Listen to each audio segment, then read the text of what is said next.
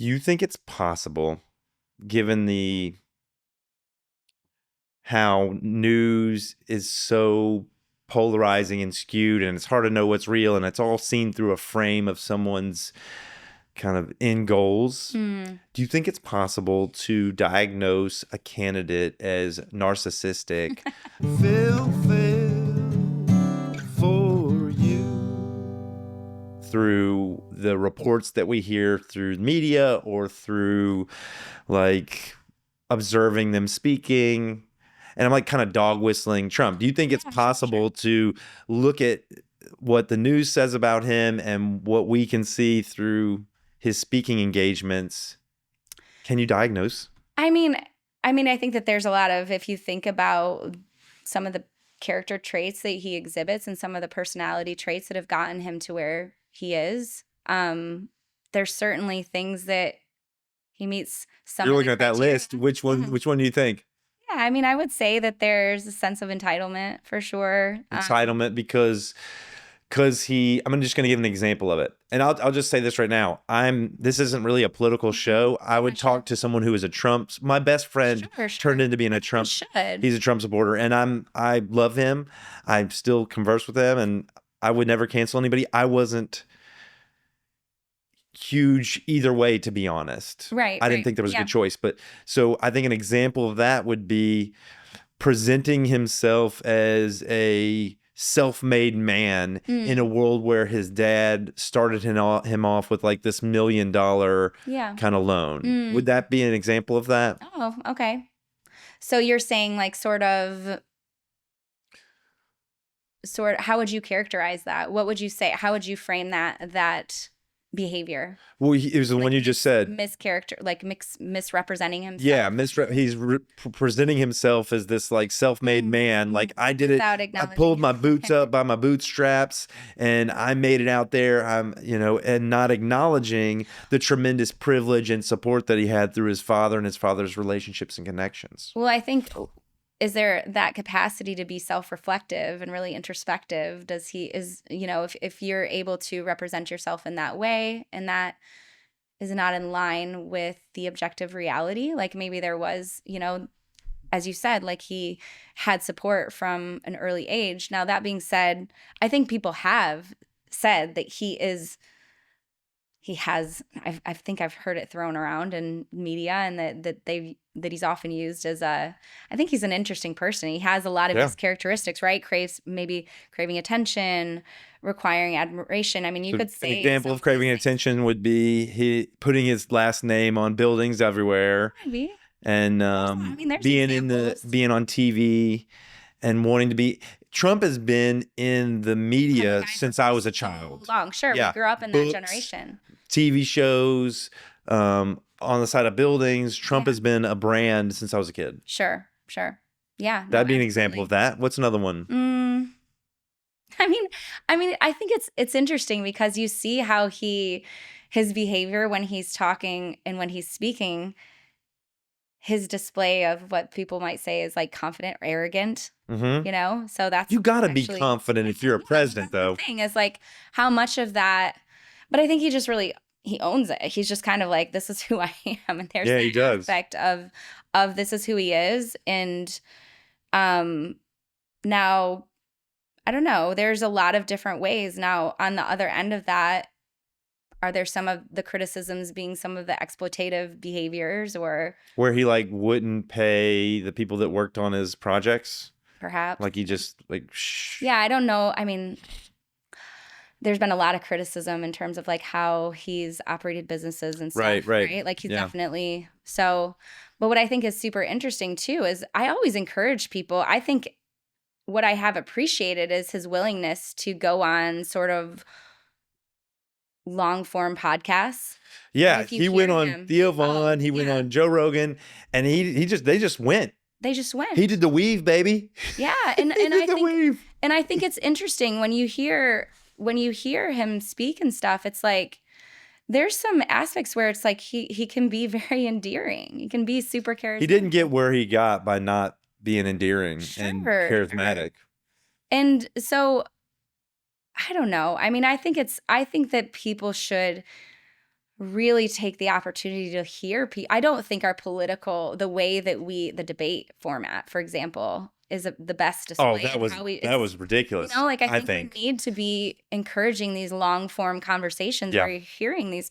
And there's a lot of aspects of his personality that are super compassionate too. Well, the you know? debate I has mean, basically gotten to be, okay, now tell me your talking points. Now tell me your talking points, as opposed to what you're saying. And I agree with a longer format conversation where we see people's character, where we see people's, their value systems play yes, out, as opposed to their like the value systems of the platform that sure. they're running on top of. Exactly. Yeah, exactly. And I think that is, I mean, he has been able to connect with people throughout a variety of cultures, Yep. right? And I think that's so interesting is like you see how he's been able to connect with sort of middle America and the working class, and just his involvement in the UFC and things like that speak to maybe middle America. And I'm big in the martial arts. Yeah, I know. So the way that he's been able to kind of captivate certain audiences, I think, is really fascinating. And there's this election cycle has just been really interesting all the way around, because Yeah. we've seen shifts in terms of the way people have voted across cultures too. So it's just been a really interesting cycle. Yeah. I But want to. I hate to go to say like, yes, he is this, Well, right? we can't Because do it that. kind of right. I it don't. kind I of think the goes- answer to that is you can't do it's that. like you should, I don't think you should. No. Because if you We don't know again, Trump the man. We right. know Trump the character. I mean, he has a persona, right? But then I think when you start to understand a little bit more about who he is through these long form conversations, and I wonder if people are so put off by him, if they're able to even allow themselves to hear him Yeah. talk. And what I would say to everyone is just the ability to, are we going to this place where we're shutting down to where we're not even willing to hear the other side? And I think that's a dangerous place to be, because I think we should be doing that with everyone.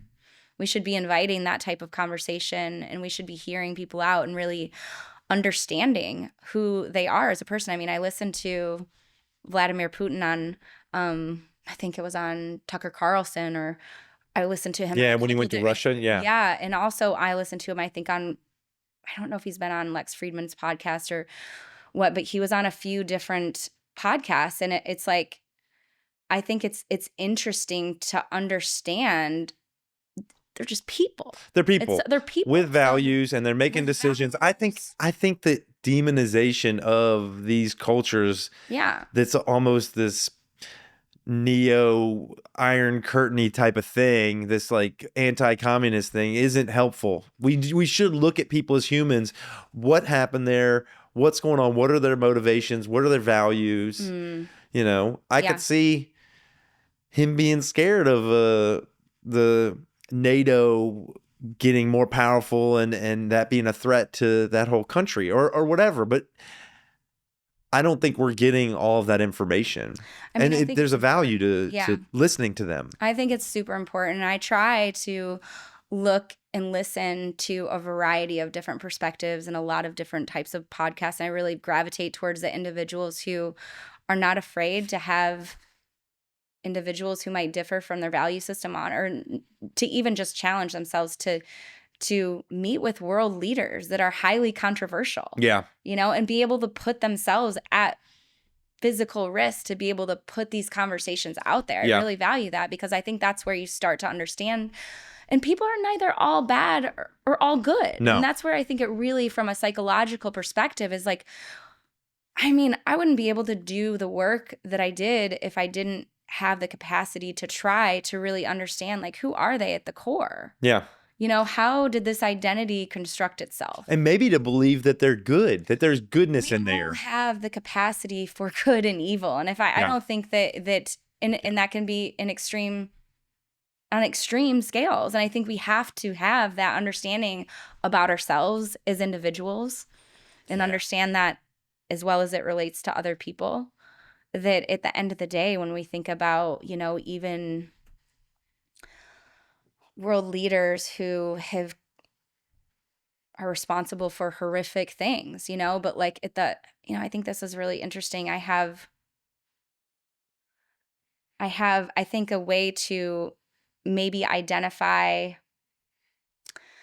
It's interesting when you think about the characteristics of world leaders. If you were to put those characteristics out and identify this person, maybe all these different world leaders that we find maybe very controversial, and we were able to obscure their name and then identify them in terms of like, okay, let's break down Behavioral expressions. these personal expressions of behavior or character attributes as it relates to a specific person. Uh-huh. And if we were able to shield that person's name, like how would we, if we were able to say like, okay, here's all these attributes that are related to this specific individual, and we're not going to say what name Yeah. that's associated. Well, then we're with just voting for attributes. Then we're just voting for attributes. And are these qualities that maybe some of these leaders possess, maybe they manifest in some of these behaviors that are extreme, right? But if you look at them as the attributes of like, what does it look like from a leadership perspective? Are those some attributes? Are there some attributes of leaders where we can see that like this person is still neither all bad or all good? They still have these leadership qualities. Yeah. Did it manifest in this horrific way? Maybe.